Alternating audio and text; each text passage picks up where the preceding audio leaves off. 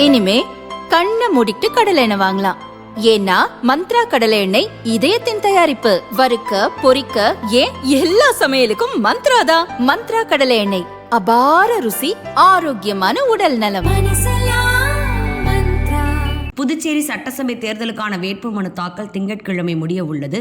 இதனால் கட்சிகள் இறுதிக்கட்ட தொகுதி பங்கீட்டில் ஈடுபட்டுள்ளன. புதுச்சேரியில் திமுக கூட்டணியில் உள்ள விடுதலை சிறுத்தைகள் உழவர்கரை, நெட்டப்பாக்கம், திருப்புவனை, ஊசுடு ஆகிய 4 தொகுதிகளில் 3 தொகுதிகளை கேட்டது. இதில் ஒரு தொகுதியை தர முடிவு செய்யப்பட்டது. இது ஒருபுறம் இருக்க, காங்கிரஸ் திமுக கூட்டணியில் எண்ணிக்கை இன்னும் முடிவாகவில்லை. இந்த நிலையில் புதுச்சேரி திமுக தேர்தல் பொறுப்பாளர் ஜெகத் ரட்சகனுடன் விசிக எம்பி ரவிக்குமார் 5 மணி நேரம் பேச்சுவார்த்தை நடத்தினார்.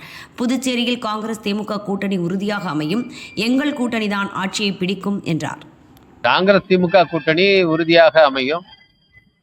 அது அந்த பேச்சுவார்த்தை இறுதி கட்டத்தில் இருக்கிறது. ஓரிரு மணி நேரத்தில் உரிய முறையில் அதை அறிவிக்கப்படும்.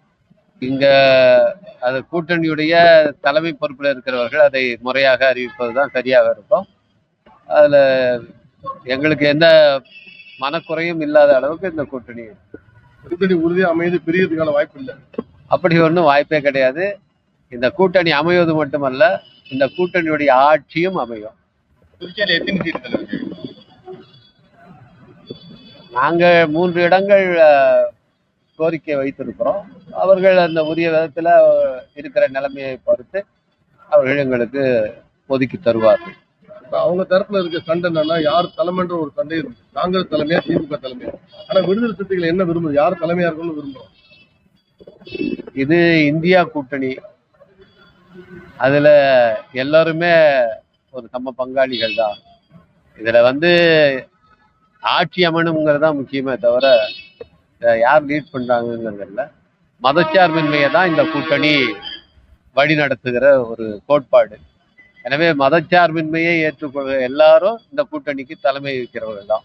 காங்கிரஸ் கட்சியோட இது கோரிக்கை என்னன்னா, தமிழகத்துல திமுக தலைமைனா புதுச்சேரியில காங்கிரஸ் தான் தலைமைன்னு சொல்லிட்டு காங்கிரஸ் தொடர்ந்து வலியுறுத்தும். அது அவர்களுக்கு இடையில பேசியது தீர்வு காணுவார்கள். அது ஒரு பெரிய விஷயம் அல்ல. தேர்தலுக்கு வேட்புமனு தாக்கல் பண்ணுவதற்கு இன்னும் ஒரு நாள் தான் எஞ்சி இருக்கு. திங்கட்கிழமை கடைசி நாள். அதனால் அதற்கான ஏற்பாடுகளை செய்ய வேண்டிய தேவை இருக்கிறது.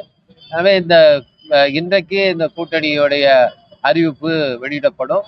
அதை உரிய முறையில அந்த கூட்டணி சேர்ந்தவர்கள் அறிவிப்பார்கள். அதற்கிடையில அந்த தொகுதிகள் என்ன என்பதும் ஓரளவுக்கு பேசி முடிக்கப்பட்டிருக்கிறது. இது எல்லாமே இன்றைக்கு தெளிவாகிவிடும். ஒவ்வொருத்தவங்களும் தங்களுடைய விருப்பத்தை வெளிப்படுத்துவது என்பது ஒரு கூட்டணி பேச்சுவார்த்தை இயல்பு. அதுக்கப்புறம் என்ன சூழலுக்கு ஏற்ப அந்த இடங்களை பகிர்ந்து கொள்வார்கள். அதுல எந்த பிரச்சனையும் வராது. எனவே இந்த கூட்டணி நிச்சயமாக உறுதியாக அமையும். இந்த கூட்டணி இந்த தேர்தலில் வெற்றி பெறவும் செய்யும்.